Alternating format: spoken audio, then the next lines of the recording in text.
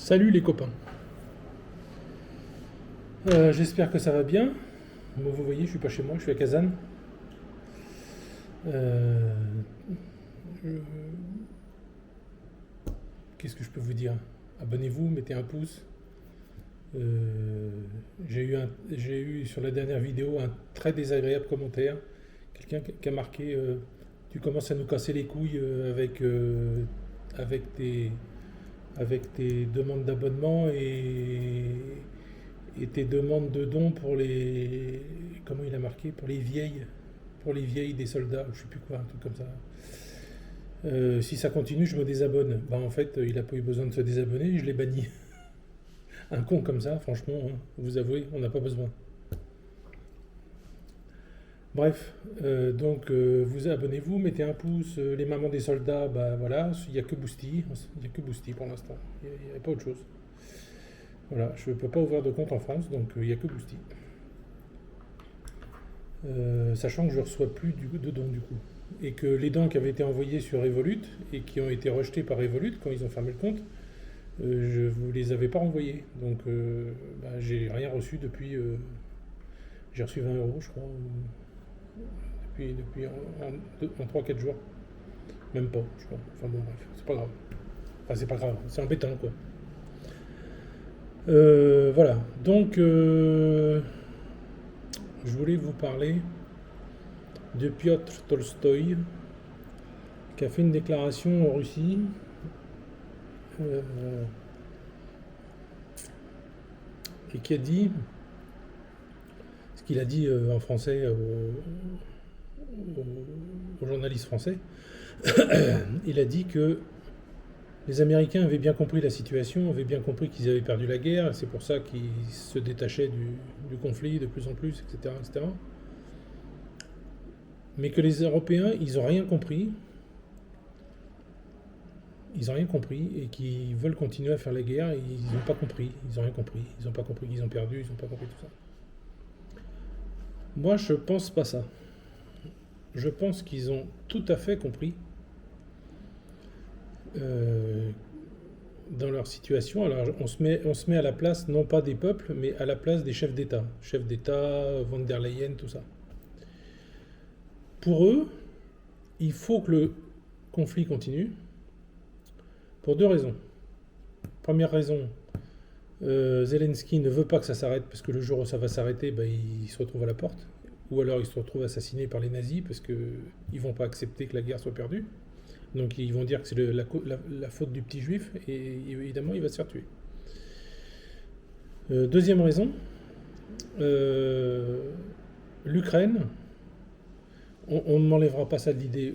Vouloir continuer un conflit comme ça, je ne vois pas de raison majeure autre que tous ces chefs d'État, Van der Leyen, tout ça, ils se servent de l'Ukraine pour blanchir l'argent qui pique, ou qui gagne, ou qui ramène les sous-sous, ou les rétrocommissions suite au pognon qui est envoyé en Ukraine. Hein. Il leur envoie 100 milliards, il y a 50, il y a peut-être 25 qui reviennent dans leur poche. Mais il faut blanchir cet argent. Et quoi de mieux que l'Ukraine, qui est le champion du monde du blanchiment d'argent, champion du monde de la corruption, champion du monde de tout ça. Donc évidemment, ils veulent que ça continue, eux. Donc Macron.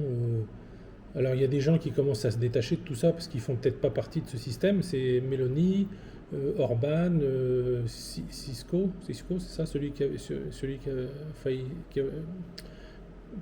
On ne le dit pas, mais celui que l'Europe a voulu assassiner pour qu'il ferme sa bouche. D'ailleurs, là, il y a une polémique avec ça parce que il a été invité par Poutine aux 80 ans de la victoire 45, le 9 mai, à Moscou, et il va y aller. Et pour vous dire la sorte de dictature que c'est l'Europe, en fait, euh, la, la- ces gens-là qui n'ont été élus par personne, la, la sorte de ministre des Affaires étrangères de l'Europe, elle est que dalle, mais je ne sais plus comment elle s'appelle, elle l'a menacé que s'il y allait, il y aurait des sanctions. Alors lui, il a répondu, mais t'es qui toi? T'es qui? T'es qui pour dire ça? Qui est cette femme pour menacer le Premier ministre élu officiellement d'un pays. Qui elle est? Qui c'est cette gourdasse? Il n'a pas dit ça, mais en gros, c'est ce qu'il a dit. En gros, c'est ce qu'il voulait dire.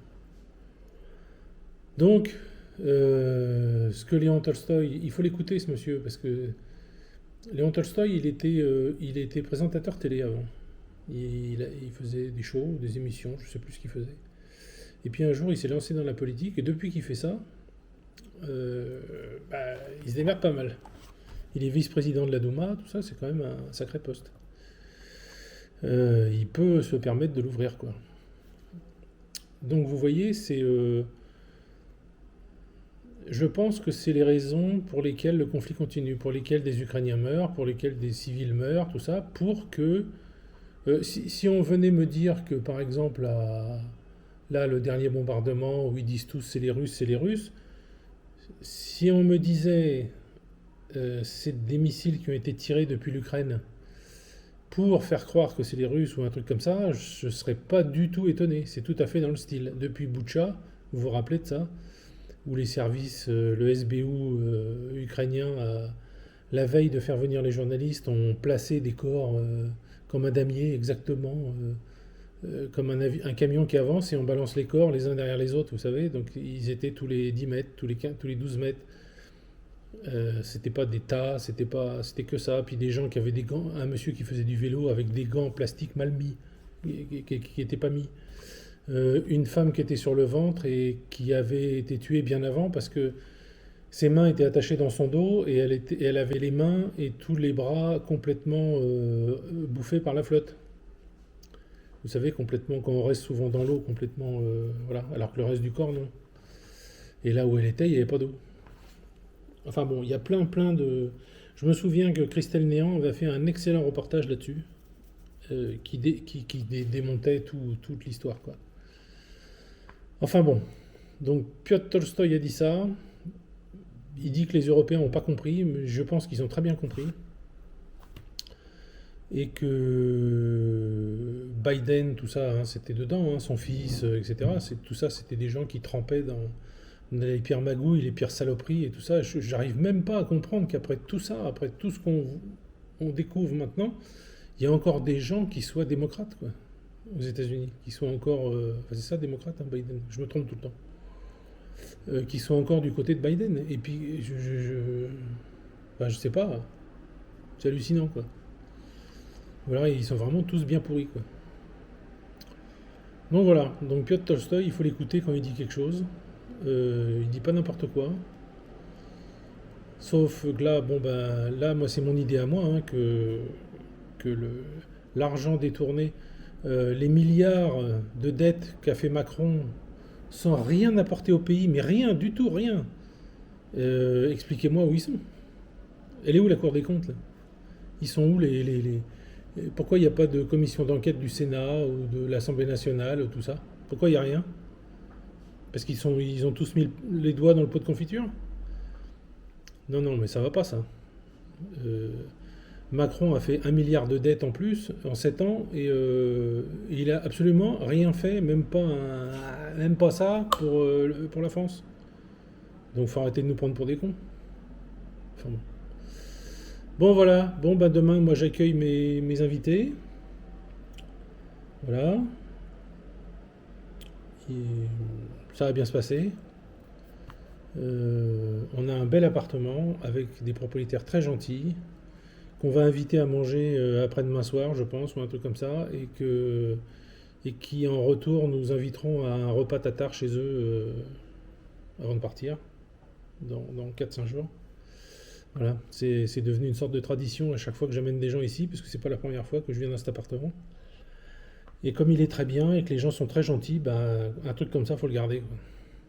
Voilà. Pour vous donner le style de gentillesse de la dame, hier je lui ai dit est-ce qu'il y a une machine à laver, je me rappelle plus, elle m'a dit oui, oui, il y a une machine à laver, c'est tout. Et tout à l'heure, toc toc, j'ouvre la porte et elle me rapporte un gros pot et dedans plein de, vous savez, des capsules avec assouplissant et savon, quoi, pour mettre dans la machine à laver. Voilà, elle a pensé à ça. Elle n'était pas obligée, on aurait pu aller en acheter. Maintenant, elle a pensé à ça, elle les a amenés comme ça. Si mes invités là arrivent et puis qu'ils veulent faire une machine, bah, ils peuvent la faire tout de suite. Voilà, c'est des gens gentils comme ça. Et puis, euh, et puis, et puis, bah, on fera un repas tatar chez eux. Elle va nous préparer des trucs délicieux. Ça va être terrible. Allez, je vous laisse. Je suis fatigué. Le voyage en train, c'est. J'ai dormi, mais bon, le voyage en train, je vous avais déjà fait une vidéo là-dessus. J'ai eu un double expresso rallongé, donc double expresso rallongé avec de l'eau, dans une tasse de RGD, une tasse des trains. Donc quand vous prenez le train puis que vous demandez un café, quand vous faites ça, déjà ça fait plaisir. Mes draps étaient propres et ils sentaient bon. Ils étaient enfermés dans un plastique, donc moi, j'ai ouvert le plastique, ça sentait bon, ça sentait le frais et tout. Donc vous faites votre lit en arrivant. Moi j'ai été tout de suite, j'ai demandé à la fille, parce qu'elle est venue me voir pour mon passeport. J'ai dit mais vous êtes là, je peux prendre un café? Elle me dit oui, oui, bien sûr, bien sûr. Et puis j'ai été avec elle et elle m'a fait un café. J'ai acheté deux trois petits gâteaux pour manger avec mon café. Et puis bon, c'est pas donné, mais bon, c'est pas tous les jours qu'on fait ça. Et puis voilà, et puis c'est super sympa. Et après, ben, une fois que mon lit était fait, ben, j'ai dormi, je sais plus, j'ai dû dormir 2 heures, je crois. Bon, c'était bien, quoi, c'était sympa. Et puis je me suis réveillé, j'ai cassé la croûte, et puis je me suis re-rendormi après. Non.